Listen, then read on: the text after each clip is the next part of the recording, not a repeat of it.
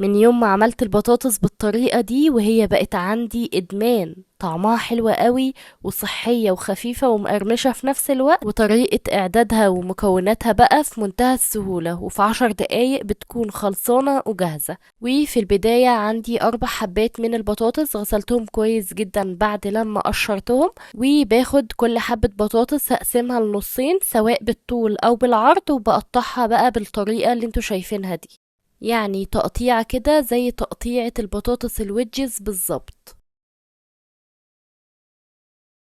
تمام قوي كده. ودي الكمية بعد لما خلصتها باخدهم بقى في حلة او في كسرولة، وبحط عليهم معلقة صغيرة كده من الملح، وبغطيهم بالمية المغلية او المية العادية. كده كده هيتحطوا على النار. في الاول بنغطي عليها وبناخدها على نار عالية تغلي 10 دقايق بالظبط لحد ما البطاطس تتسلق نص سلقة، وبنطفي عليها. وبعد كده بناخدها ونصفيها من المية كويس جدا، ونحط عليها بقى معلقة صغيرة من الثوم، نص معلقة صغيرة من الكاري والكركم والكمون والبابريكا، وكمان معلقة من الزعتر، وكمان فلفل اسود، وكمان حطيت نص معلقة صغيرة من المرقة والملح على حسب الرغبة.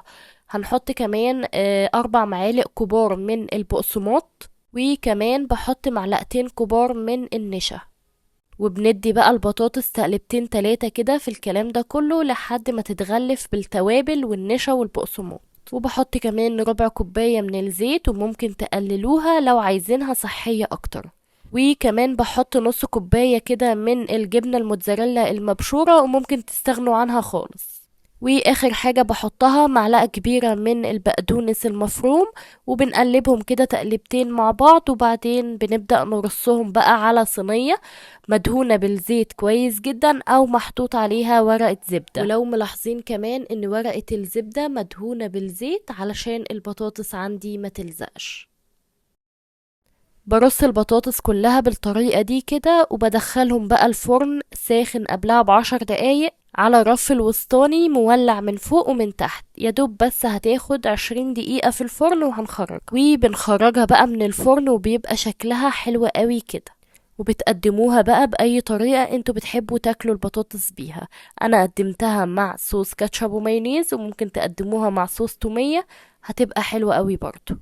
طالعة بقى ما شاء الله رهيبة، طعمها حلو قوي ومقرمشة وصحية، ما اخدتش زيت كتير ولا حاجة، وبتطلع كمان مقرمشة اكنكوا قلينها في زيت كتير، ومستوية كمان وتنفع قوي لجوع اخر الليل.